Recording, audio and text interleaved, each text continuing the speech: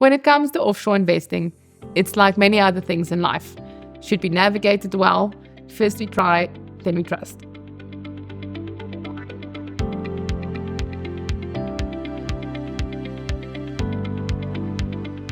One of the most relevant topics for any South African in our investment portfolios is offshore investing.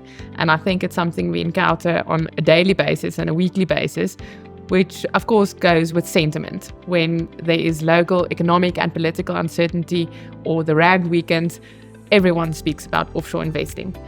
I think it's incredibly important to navigate offshore investing correctly in your portfolio, however, because it can be done in the wrong way or with wrong timing, which will actually cost you a lot and erode a lot of your returns. But I think referring to firstly how and why we want to do this, there are two ways of incorporating offshore exposure within a portfolio.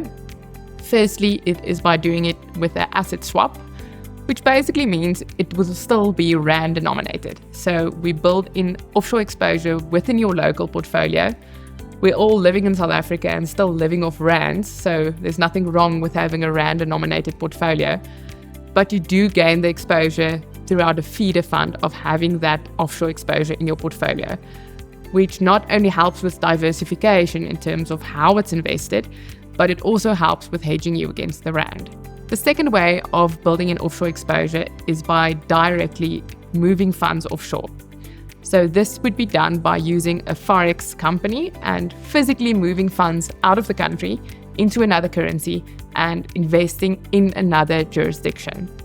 There is, of course, a whole world out there where it can be diversified with pounds or dollars or different currencies, and of course in different jurisdictions throughout the rest of the world. It's incredibly important to know that offshore investing should be done with great care and be navigated in the right way, not only out of a vehicle point of view, but also around currency risk and of course when it comes to the physical investment strategy you are choosing. It's important to understand that the rules that apply locally when it comes to asset allocation and what applies globally might not be the same. So when it comes to offshore allocation, especially moving funds directly offshore, doing so with the help of a wealth advisor would definitely be recommended. Thank you so much for watching this video, and please feel free to go have a look at the other videos on my channel. Don't hesitate to reach out should you require any advice on your local or offshore portfolio.